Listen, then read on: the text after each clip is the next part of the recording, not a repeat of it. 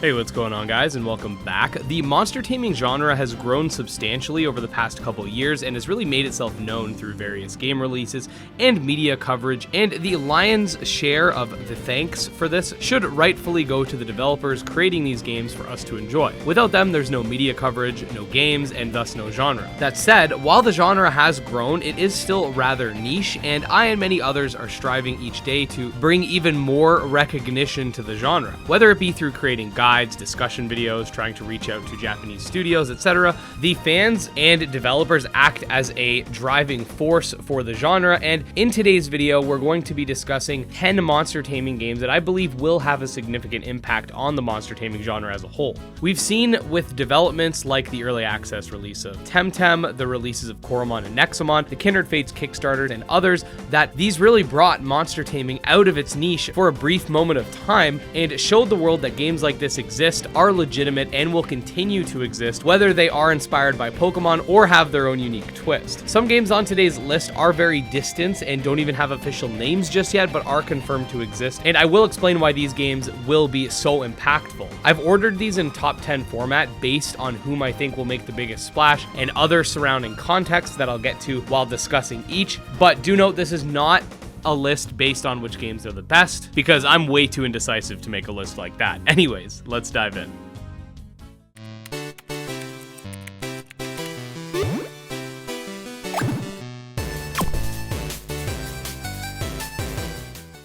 Number 10, Roblox. Now, right off the bat, we have a very strange selection, I'll admit, but just hear me out. This applies to the many monster taming games emerging from Roblox, such as Lumion Legacy, Doodle World, Tales of Tenario, and more. Nintendo has been leaning on the Roblox company regarding the many Pokemon fan games that exist on it, and thus many developers are starting to either convert their already existing Pokemon fan titles into their own unique IP, or starting from scratch. As this continues to happen, I think Roblox is actually going to end up being a large source of monster taming content, and while I was skeptical of playing a game on there in the past, Lumion Legacy showed me that these games can be fun, so I do think that there is going to be a dramatic growth in the genre on Roblox over the next couple years. It'll also bring forth a younger audience to the genre, because I think the majority of us are like early 20s, grew up with the original Pokemon types, so it will allow for an expansion on that front. So say what you want about Roblox and Roblox games, I do think that it's here to stay, but I also don't think it's going to be something that completely takes the genre by storm either. Number 9, the release of Kindred Fates. Now, Kindred Fates, if you remember, made a very, very big boom during its Kickstarter campaign, amassing around $700,000 USD, and it's easy to see why. This was a game promising a lot, including real-time combat with over 150 monsters, all of whom will be balanced to be useful in their own unique way, bonding mechanics that are influenced by both player input and kinfolk personalities, an open world to explore, an engaging story, an entire turn-based mode, branching evolutions, online PvP, etc., etc., etc., etc. The campaign kind of took the internet by storm, especially during a time where a lot of people were actively looking for non-Pokemon monster taming games. That said, it's been a couple years since then, and the combat alpha is out, but for the most part, news has been very dry, and in general, things have been pretty quiet. If the game is able to deliver on all of its campaign promises on launch, I do think that it could have massive implications for the genre as a whole. This could appeal to the Pokemon Legends crowd, and even non-Pokemon games alike. Other real-time combat monster taming games where you have full control over the monsters have started to emerge, but I think that Kindred is the most iconic right now and recognized as the one spearheading this subsect of the genre. So yeah, I do think its release will have a major splash just on the fact that it's like real-time combat, taking control of your monsters alone, but time will tell. Number 8, Sky Climbers. Much like the previous entry on this list, I do think Sky Climbers has the potential to really grab the attention of non-monster taming media and expand the genre. The game is planned to come out on basically every platform, even mobile. It's a title that heavily focuses on player choice and acts as a sandbox with building mechanics, large-scale wars, and of course, monster taming. With this game, you don't actually control the monsters unless you're a shapeshifter, so one thing that I do think is imperative is to make sure that we are spreading the fact that this is indeed a monster taming title and not every monster tamer has to be turn-based combat or have you even directly control your monster. The game seems really innovative, and I do think given the right type of promotion, it could break through. Number 7, Doki V. Now in the West, I've seen a lot of love for this game, but I do also think that it has a lot of power being an Eastern developer as well. Doki V is a monster taming action adventure title created by Pearl Abyss, a Korean developer known for their work on Black Desert. I know typically it's Japan who doesn't want to bring their games over here, but we do see titles like Digimon Super Rumble and Rocco Kingdom that are Korean exclusive, and maybe Doki V's success will encourage other developers to localize their games and make them come here as well. The game looks like it has a lot of potential, and I definitely would not sleep on it. Number 6, Dragon Quest Treasures. I could be totally wrong about this, but as mentioned in a previous video titled Why Dragon Quest Treasures is So Important, I mentioned that I believe that this game has massive potential based on its IP and its status as a franchise with a monster taming spin-off that doesn't get localized in the West, that being Dragon Quest monster games. Dragon Quest Treasures is likely to appeal to fans of the very popular Dragon Quest XI, meaning that we should see an influx of more traditional RPG fans in the monster taming sphere, and honestly, if the game does well, I could see it becoming a staple of its own with sequels and such, as well as future Dragon Quest monster games getting localized. Number 5, Evo Creo 2. Okay, so not much to say here just because we don't have any gameplay, but hear me out. The first Evo Creo game was very popular on mobile, and it was one of the earlier modern monster taming games to be released, much like something like Nexomon, but still managed to strive. It's a Pokemon-like RPG as well and has a very dedicated fan base. I think the one thing holding this back is that the game is only planned for mobile. If they did it like Nexomon and got both the first and second games to PC and console, I could see this taking like the number 2 or maybe even number 1 spot on this list, because it would allow it to really follow in Nexomon Extinction's footsteps. Number 4, Coromon on mobile, as well as Coromon 2. Okay, so yes, Coromon 2, though unnamed and surely in the conceptual phase at this point, is in fact a thing. Coromon has already had a lot of praise, and for every person that says how much they love it, there's another 10 people asking when mobile is coming, which we don't have a confirmed date for just yet, by the way. I do think this says a lot. We'll likely see a massive spike in notoriety of the game solely due to the amount of mobile players invested in just the demo. As far as the sequel is concerned, I think it'll just act as a significant milestone for the genre whenever it does come out, as it's going to take that already amazing Coromon gameplay and art and bring it into space. Number 3, Nexomon III.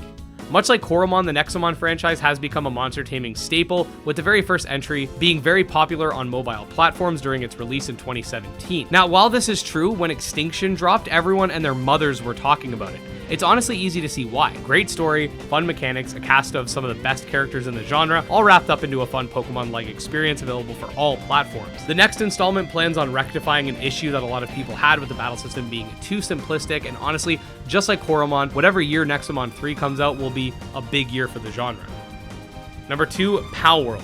Now, I just want to remind everybody again, this isn't a top 10 best game list. I'm not sure how good Pal World will be, but one thing I do know is that it already has and will continue to prove that it's something that can grab the attention of those outside of the niche with its downright provocative gameplay. I've mentioned this before in another video linked below, but it's also shedding light on what a real world with magical monsters could actually look like, and allowing players to choose to be the hero or exploit your pals at your whim definitely adds to that. Now, before we head into number 1, I did want to go over some honorable mentions that I think could be extremely influential, but I have my reasons for not putting them in the top 10. First, we have Temtem's console release and full access. Now, while I think Temtem, in a way, kickstarted the monster taming boom, I also think that because console launch is essentially just more of what we've already seen with some added post-game content, it won't break through the same way it did initially, just because you won't have those people who say, oh my god, new game like Pokemon, but it's not Pokemon. It won't have the same level of shock factor, I guess you could say. I do still think it'll have a massive impact when it does launch in September, but not to the same degree of potential that I see with some other titles on this list. But out of all the honorable mentions, this is the one I'm kind of the most unsure of, because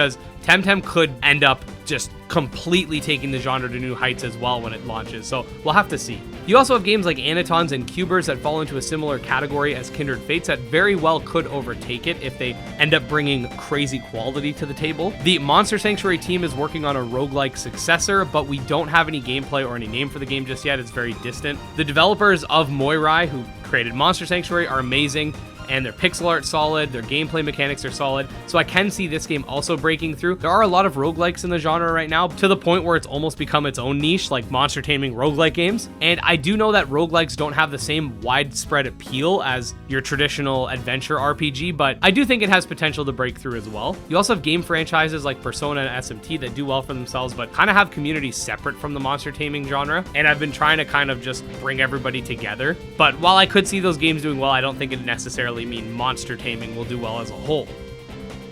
Hey guys, this is Future Editing Ed, and while putting together this video, I had realized that I didn't include Cassette Beasts in this list, which, to be honest, was a great blunder on my part, because I think Cassette Beasts could easily fit into the number 2 or 3 slot alongside games like Coromon and Nexomon. Cassette Beasts is going to bring a fresh monster taming battle system, tons of unique fusion combinations, a really cool elemental chemistry system that replaces the type chart, an open world to explore, amazing pixel art, and more. So I'm just throwing this in there to say that Cassette Beasts definitely deserves to be somewhere high on this list. I honestly don't know how I missed it, but yeah, you can basically just consider this a top 11 monster taming games that'll be huge video now. So there you go. All right, number 1, Digimon. So finally, last but not least, we have the upcoming Digimon story title, and to a lesser extent, Digimon Survive.